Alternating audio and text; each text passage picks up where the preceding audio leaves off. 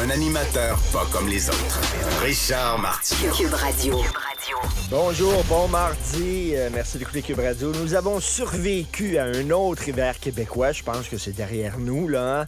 Alors, c'est le mois d'avril, dès samedi. On a survécu à un autre hiver. Yeah. Hier, Quentin Tarantino a eu 60 ans. Tasse-toi, mon oncle. Tasse-toi, fais de la place aux jeunes. Va-t'en. T'es un homme blanc, hétéro, de plus de 60 ans. On veut plus rien savoir de toi. Est-ce qu'il devrait se tasser pour laisser la place à un jeune qui fait des films de Marvel avec des gars en collant? Hein? Je sais pas, mais tu sais, entendre certains humoristes, quand t'es vieux, t'es dépassé. Je sais pas, moi, je prendrais encore d'autres films de Quentin Tarantino, même s'il a 60 ans. Tu sais, la même chose, Martin Scorsese, il va sortir son film dans quelques mois. Je pense que ça va être encore sur Netflix, je crois. Et selon Leonardo DiCaprio, qui a joué dans le film de Scorsese, c'est un chef-d'œuvre. C'est le grand film de Martin Scorsese. C'est sur une histoire de meurtre dans une réserve autochtone et une histoire vraie. Et c'était les débuts du FBI. Il paraît que c'est super bon. Le gars, il a quoi, 83 ans, Scorsese? Je pense qu'il y a encore des choses à dire. Je pense qu'il y a encore le droit de faire des films. Rappelez-vous que le musée Guggenheim qui a été fait à New York, qui est une des plus belles architectures en Amérique du Nord, qui est absolument magnifique. C'était Frank Lloyd Wright qui a fait ça. On le disait trop vieux, dépassé. On disait que c'était un has-been. Les gens riaient de lui en disant qu'il a été un architecte important dans les années 50-60, mais il est complètement fini.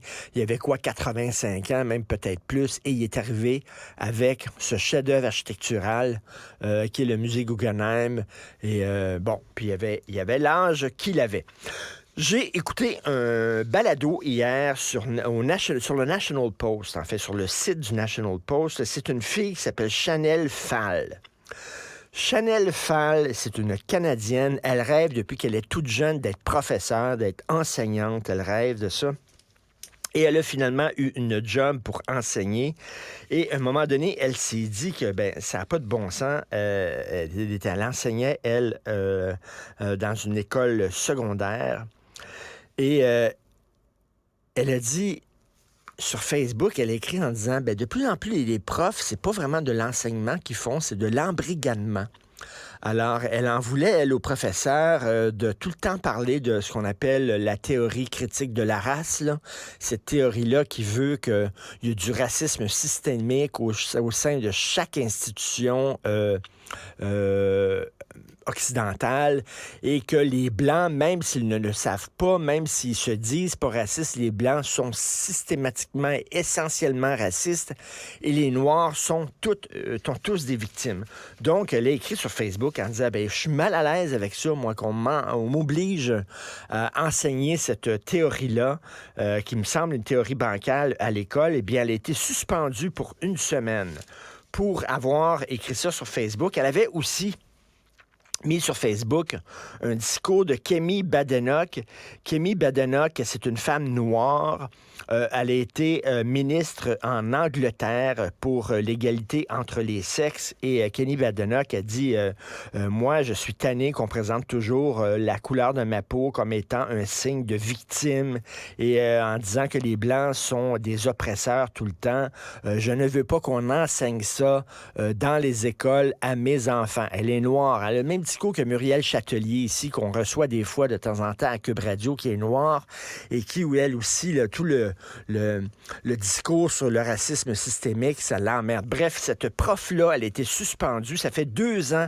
Elle a été suspendue 1 semaine sans salaire.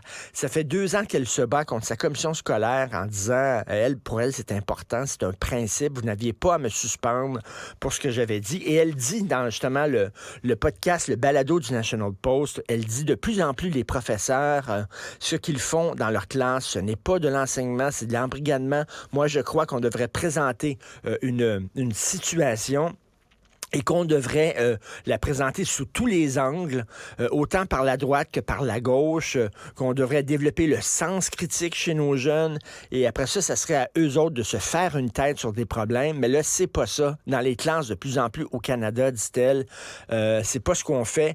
On ne présente pas des faits et des données probantes aux jeunes. Ce qu'on fait, c'est qu'on leur présente de la propagande. On leur enfonce ça dans la bouche. Donc, alors, elle s'appelle Rachel Fahl, P-F-A-H-L. Si vous tombez sur ce balado-là dans le National Post, c'est très intéressant.